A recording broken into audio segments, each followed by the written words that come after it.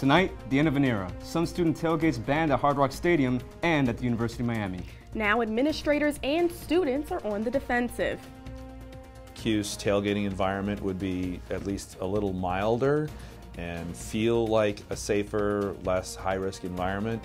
And in reality, it felt like just the opposite. After months of wavering decisions, a head-to-head battle continues. And tonight, the students have spoken. And a fierce fight against the odds. My mom was diagnosed with breast cancer in December of 2013 when I was a junior in high school. She called a family meeting on New Year's Day. Students share their stories of survival in the fight against breast cancer. Plus, Halloween is right around the corner. If you're looking for terrifying thrills, we'll take you to one of the biggest haunted houses in Florida.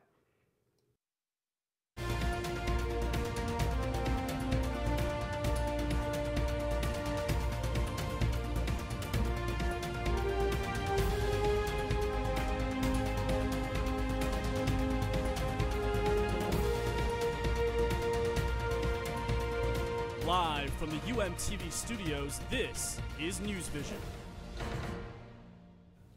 Hello and welcome to NewsVision. I'm Brianna Ross. And I'm JP Aguirre. This year is absolutely one of my favorites. Yeah, I like fall, but the real question is, do you know what you're going to be for Halloween?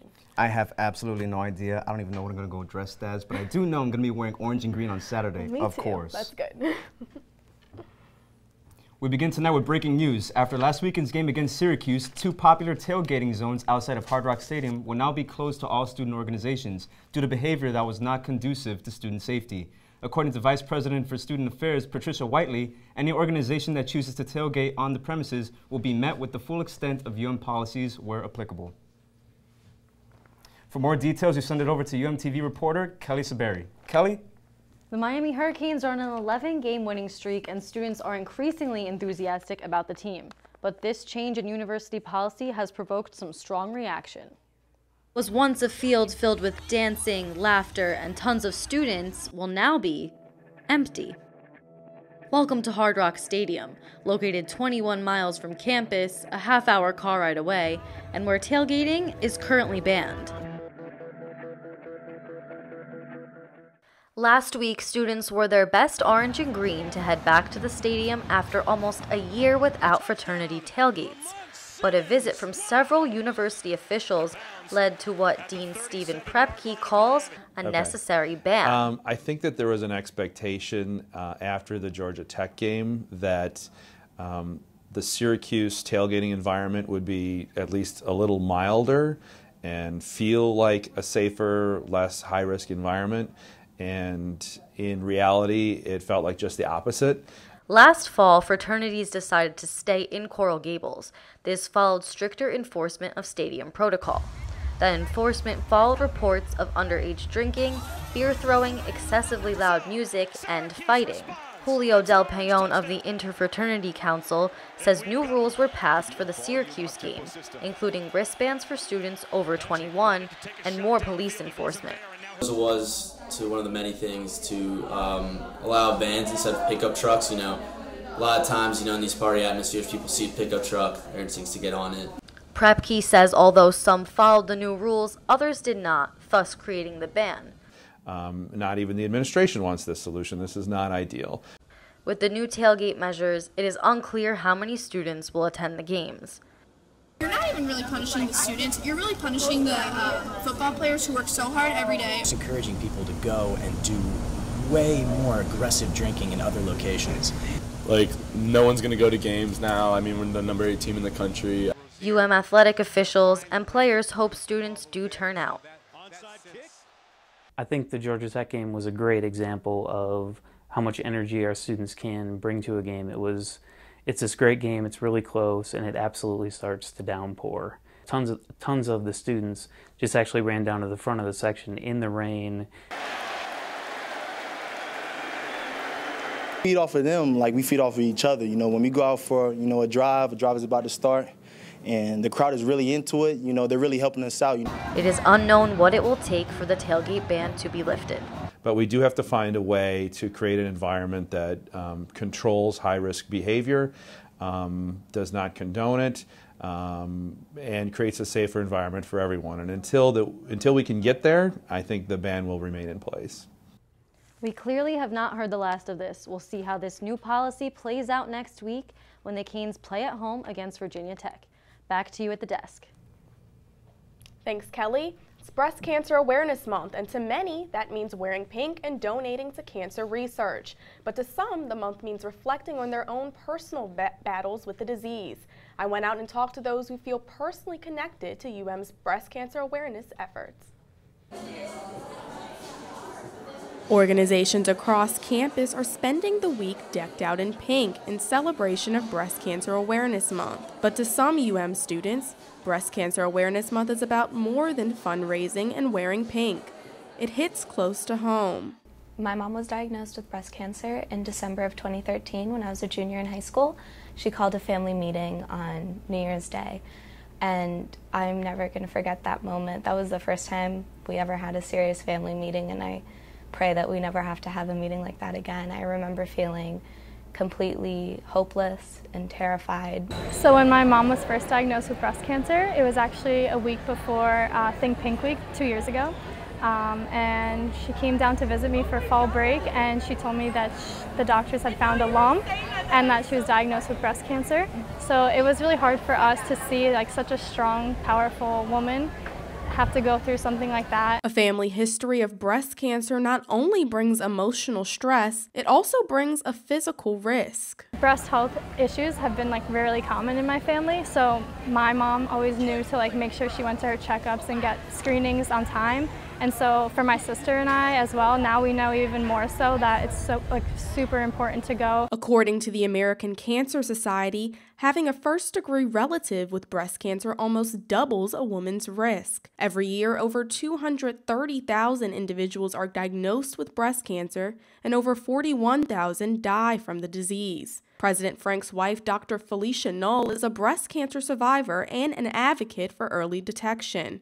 She strongly encourages women with a family history of breast cancer to take extra preventative measures. If there's a family history, mother, sister, aunt, grandmother, father, grandfather, then you're in a different category. You're a high risk for breast cancer. You could have genetic predisposition, and therefore you should be getting a different kind of care. Null says early detection plus treatment equals a 99% chance of survival for at least 5 years.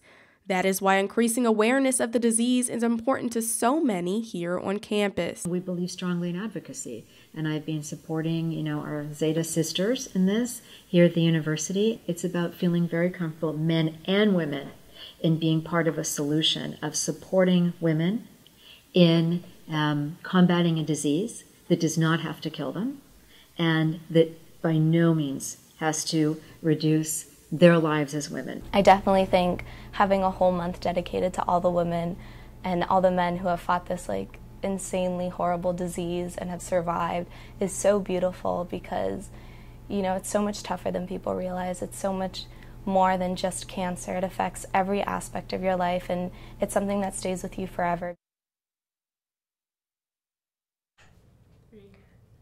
If you would like to get involved with the awareness efforts on campus, join the ladies of Zeta Tau Alpha on the Foot Cream tomorrow at 11 for Kiss for a Cause, and again at 2 for Battle for a Cure. You can also donate year-round to the Susan G. Komen Breast Cancer Foundation at www.komen.org. As the UM community continues to think pink, some are also bending over backwards to promote health and wellness. Most yoga classes can't fit around 20 people, but here at the University of Miami, some people think the bigger, the better. Reporter Carlin Dickerson has a story. Members of the University of Miami community attended a free yoga class on a basketball court. We have some crazy acoustics here at the center court. UM's largest yoga class was offered as part of Healthy Campus Week, an initiative created by the Herbert Wellness Center and the Partnership for a Healthier America. The event is BYOM, Bring Your Own Mat, and it looks like everybody got the memo, including me. Most students juggle a lot on the daily basis, so yoga can be a refreshing break to just breathe and be in the moment. You're having a stressful day, or worried about school or work or anything. It's just great to come to yoga, stretch out, feel good. And this yogi left the class feeling extra good. He won a Manduka yoga mat, raffled off as part of the event. I didn't have a yoga mat, so I was borrowing my friends, so this is exactly what I needed. One of the instructors of the class thinks this type of event is exactly what needs. It allows a sense of community, it brings a lot of people together, and it allows us to connect. And the reason it's so large? It's more people, more energy. More the merrier, more people, more energy. Carlin Dickerson reporting for UMTV. I'm feeling really calm right now. How about you, Brianna? I am too, but we still have a lot to get to. So when we come back, midterm season in full swing, printing is in high demand on campus, but a few lucky engineering students will be printing in 3D. That, and we'll take you to a carnival that has everyone in fear, including one of our reporters.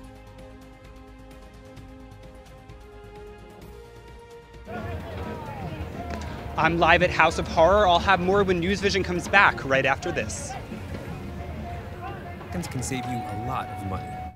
Just do your laundry in cold and stick to full loads. Auto-sleep your computers. Plug your gadgets in a power strip and switch it off when you're done. Headed out? Turn back your thermostat by 10 degrees. And drive sensibly. The more energy you save, the more money you save. Find other great tips at energysaver.gov. Your daughter just had her first breakup. Do you A, put yourself in her shoes? B, console her? Don't worry, sweetie. This is gonna happen a lot. Or C, find her a new boyfriend? Nice, single boys. That was weird. As a parent, there are no perfect answers. But you don't have to be perfect to be a perfect parent. Thousands of teens in foster care will love you just the same.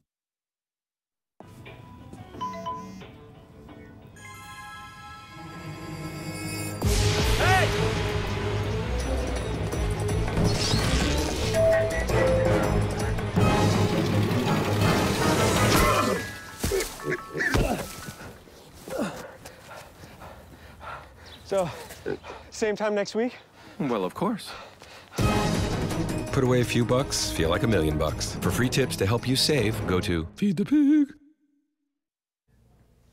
So, JP, have you ever been to a haunted house before? Absolutely not, and I'm not going to start now. Are you too scared? Yes, I am very scared. Yeah, no.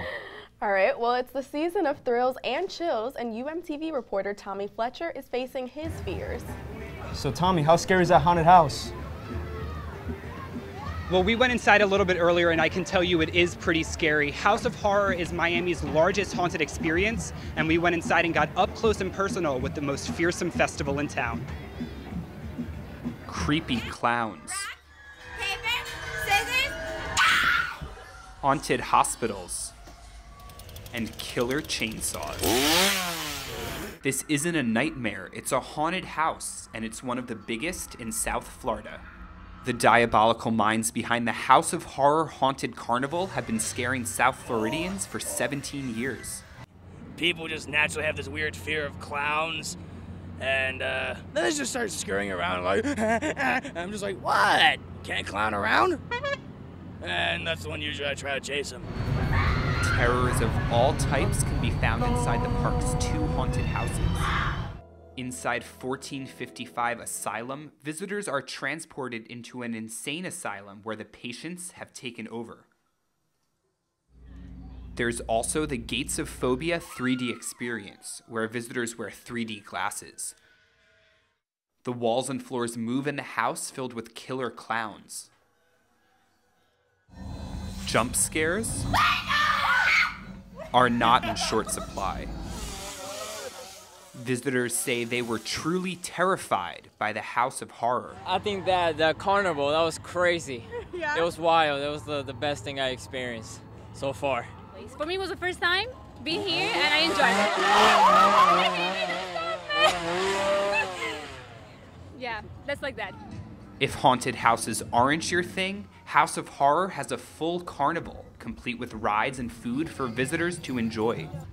The park has some other attractions that are slightly less scary. There's a freak emporium where you can see a creepy collection of weird stuff. And there's Hell's a Poppin', a circus sideshow with fire and freaks. Well, you're going to see freaks, wonders, human curiosities, the likes in which you've never seen before. You're going to see a half-man walking on broken shards of glass while on fire. You're going to see sword swallowers, fire eaters, contortionists. You're going to see all kinds of madness.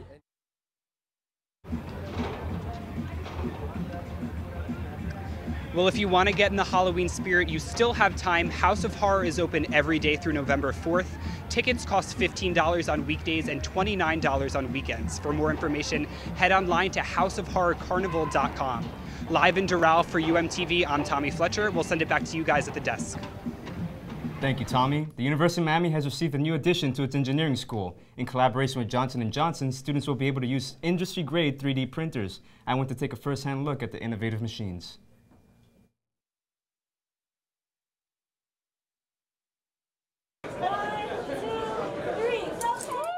This past Monday, the MacArthur Engineering Building hosted an open house for the grand opening of its new 3D printing center. The event hosted students, alumni, and trustees and included tours of the new facility and its equipment. According to the dean of the engineering school, Jean-Pierre Bardet, this collaboration will mark the beginning of a new era for UM. We are embarking on a new era of collaboration, and we welcome that. Bardet believes in this new form of research and that now is the time to collaborate with the greater science community and help contribute to its future. The typical research at university is at risk, and so now it's the time to engage into this collaboration with the industry to build the new materials which are going to go into the 3D printers which are printing all kinds of structures in the future. Johnson & Johnson Vice President of Engineering Joseph A. Sendra was at the event, and he says 3D printing's been around for ages, but this new technology will put UM ahead of the curve in the science community.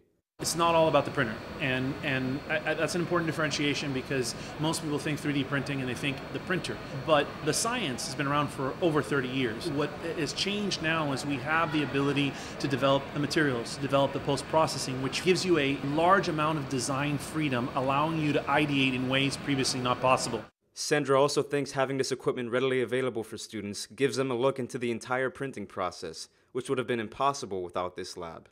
At best, students would have been able, without this lab, to send a design to a house that would manufacture and bring it back, but it would be a black box to them. Here, they're going to see how it happens and use that knowledge to build their repertoire of their ability to design and execute. These new 3D printers can print out basically anything, from artificial hips for hip surgeries to these tiny decorative squares that they were passing out outside. Anything is possible, according to Dean Bardet. There's only one limitation, and that is your imagination. You have imagination. You can imagine all kinds of applications. In the future, we will not carry stocks of spare parts. Why? You can print at any location, anywhere in the world, the parts that you need for your vehicles, for your car, devices, for anything. It's a bright future. Reporting for UMTV, I'm JP Aguirre. The printing center is not only for engineering students. Dean Bardet says that any student at UM has access to the printers. All they need to do is complete required training with the equipment. That lab was honestly one of the coolest things I've ever seen. Really? I mean, technology really is something, but I don't know if I'm tech savvy enough for all of this. That lab was amazing. You gotta check it out. Okay, maybe I will. We'll see. We'll tell you when we come back. What we know at this time, my legal team believes that I am Coach 3, as labeled in the original complaint in September. The investigation into Miami men's basketball continues. We'll tell you what Coach Larinaga had to say. And they say you can't spell undefeated without the U. We'll take you to the Canes' big win against Syracuse this week when we come back. And we had a cold front move through South Florida, so I'll be letting you know if you should be dressing in layers for this Halloween. That and more during weather right after the break.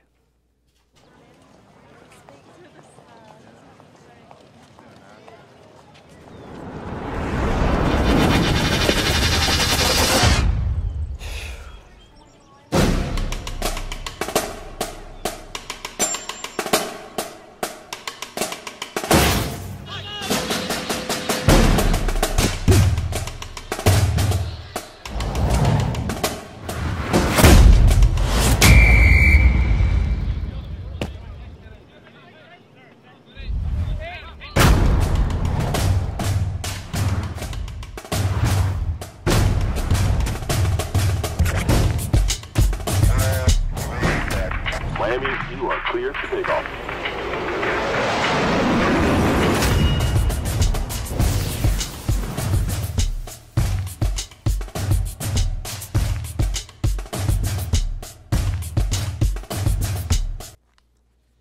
Good to see you on NewsVision. I am sports reporter G. Hatchatara.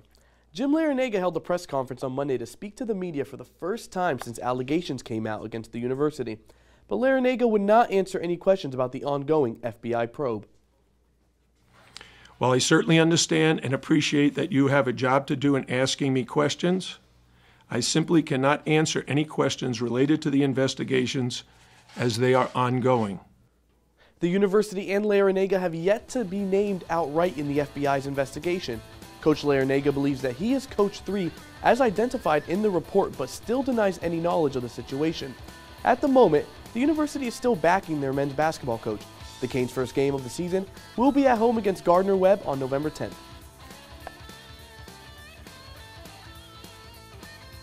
UM baseball alum Alex Cora has agreed to become the next manager of the Boston Red Sox.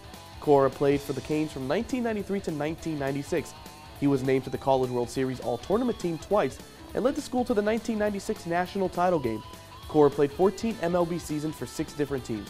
He is currently serving as the bench coach for the AL champion Houston Astros. Cora will take over his managerial duties in Boston at the conclusion of the World Series. And on to football. The University of Miami put their undefeated record on the line this past Saturday. After a come-from-behind wins against Florida State and Georgia Tech, the 8th-ranked Canes went up against ACC opponent Syracuse at Hard Rock Stadium. And in Miami Gardens, where Rozier's going to hit Chris Herndon, the tight end, for his second touchdown of the year to put the Canes up 10-0 early. Eric Dungy, though, the quarterback for Syracuse, is going to throw the Loftus bomb, and time to whip out that turnover chain. Jaquan Johnson on the interception. He gets the takeaway. Eric Dungy, he didn't have too bad of a ball game, but he throws another deep ball. And Michael Jackson, that's not the receiver, that's Michael Jackson, the cornerback. Second time he gets to wear that turnover chain. Call him 2 chains because he gets to whip out that gold link. Again, look at, how can you not love that thing? Put it on his neck just like that. Then Rozier, he's going to throw a deep ball to the kid they call Baby Hester. Jeff Thomas, the Illinois product, is going to get his first career touchdown, the true freshman. What a pass by Rozier. Then, Syracuse not really out of it just yet. Mo Neal is going to try to bring the Orangemen back as he scores a touchdown to make it a 1-possession game. But the Canes up 1. Travis Homer says, anything you can do, I can do better. The 5-6-1 product takes it to the house. That would be the nail in the coffin for Syracuse. Look at those sad fans. That makes me pretty happy right there. I mean, I can't lie. This 4th down would be the final nail. Defense comes up big as it does, and we go to Mark Richt after the game. Again, thrilled about the victory. Just again, inconsistent effort offensively. Okay. Defensively, some really bright spots and some not so bright spots. The Canes will travel to Chapel Hill to face North Carolina this Saturday at noon. And speaking of that turnover chain, Miami's newest creation has brought some excitement to this season. Sports reporter Isaiah Kim Martinez sat down with the designer of the unique gold chain. Turns out this isn't his first time doing business with athletes. Meet AJ Machado, owner of AJ's Jewelry in Cutler Bay, Florida. He is quite possibly the most well-connected custom jewelry designer in all of pro sports. The store is the go-to spot for nearly 900 professional athletes to get their bling. In the locker rooms, I think they talk, hey, this is the jeweler, he's gonna hook you up with good prices, good service, good quality. Same as in, that happens in the college and maybe even the high schools, You name a famous pro player, he's probably on Machado's famous bling of honor. From Floyd Mayweather Jr. to LeBron James, from Larry Fitzgerald to Odell Beckham Jr., Machado has done business with them all. Many former Miami Hurricanes have also made their way onto the wall. You name a player from the U, I think they've been here. At least the main top guys, Machado grew up knowing that he wanted to get involved in the business. So he made that dream come true when he opened up this shop in 1993. It reached massive success and has not looked back since. I mean, since day one, it's been like a blessing. Day one we started here and we were busy, obviously with gold chains and diamond pieces, but nothing so extravagant or nothing because we didn't have that type of clientele yet. AJ's Jewelry sells everything from chains to rings to watches. But this summer, the Miami Hurricanes football staff went to AJ for a special request to create the turnover chain. Turnover chain, the UM department, the athletic department called us, you know, a couple of the coaches, and they said, hey, listen, we want to get something when there's a big play, and we want to get that swag back. The turnover chain is simple. First, a Canes defensive player forces a turnover. Then the guy who recovers the football gets to rock the gaudy piece of gold jewelry on the sideline. So the Miami Hurricanes turnover chain is a one-of-a-kind. But what I'm wearing right now is actually what it was based on. It's called a Miami Cuban link chain.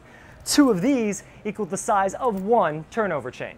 The players love it, and it seems the chain has really motivated them on defense. It has also skyrocketed in popularity on social media. You know, if they do that in a different city, they'll be like, ah, look at these guys. But Miami, you know, that's the way we walk, that's the way we talk, you know, with the chains and stuff. That's Miami, you know. If you don't like it, you know, keep walking, man. But we're gonna have that swag here. Only time will tell if the momentum of the turnover chain will lead to an ACC championship for the Hurricanes.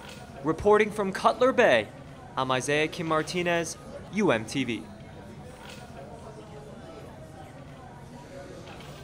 Fans prefer the turnover chain over an orange tie any day. That's it for sports, now to weather. Thank you, Jihad. I'm your meteorologist, Shane Hinton. Let's talk about that amazing day that we had today. Am I right? So that was in thanks in part to this cold front. As you can see, we're still feeling the effects of that. Not really with the temperature, but look right here at the relative humidity. That's why it's feeling a little bit more brisk and also a little bit more chilly out there currently at this time. Your weather headlines are going to consist of most like a beautiful day we've had today, but a wet weekend ahead. So that's what we're going to be keeping our eye on. And we're also going to have time for your Halloween forecast as well. Now, current temperatures throughout the entire west coast of Florida, you're going to see pretty cold. West Palm Beach, 71 degrees. While it might be warm to the rest of the country, pretty chilly for us. 71 all the way down to Marathon, the warmest patch here in Fort Lauderdale, and in Miami currently sitting at 75. Our futurecast showing a few stray clouds coming in throughout the next few hours and also into the course of Friday as well. Not really a lot of rain for the Miami area, maybe a few scattered showers just north of us in Fort Lauderdale. For tonight's forecast, lows getting to around 62 degrees, winds staying relatively calm, just about 4 to 6 miles per hour, blowing off of the ocean. Now, looking into tomorrow, it looks like we are going to have a chance for warmer weather, but also partly cloudy skies, so 82 degrees for your high. We want to make sure that we're giving you time for your Halloween forecast. If you're thinking about what you're going to wear, do I have to wear layers? Can I wear a tank? You never know. It's actually going to be a fantastic Halloween. High of 83 on next Tuesday, 71 for your low, and that's going to be great Halloween trick-or-treating weather. If you're going out with some friends, try to grab some candy. That's kind of my sinful pleasure as well. Taking a look at your 7-day forecast, you'll see 80s across the board up until Sunday, where we peak a little bit warmer. Pretty rainy, though, for the rest of your Saturday and Sunday, with a clear start to next week. That's all for your weather. Now back to the desk. Thanks, Shane. We have more for you all right after this break. We left this bag unattended in the dining hall and set up hidden cameras to see what would happen.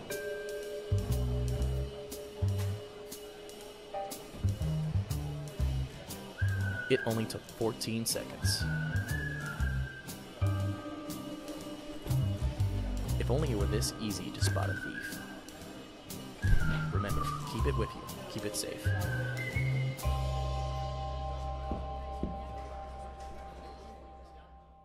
What are we doing? Camera 2. Or camera 1. So, what are you doing for Halloween? I'm not sure yet. What are you doing? I'm just going to sit back and relax and watch Hocus Pocus. Hocus Pocus? Yeah, you know, the one with Bette Midler, you know, I put a spell on you. Oh, that one. Right? Well, that's not what I have planned, but that's all we have for NewsVision today. Stay safe, everyone. Have a good Halloween.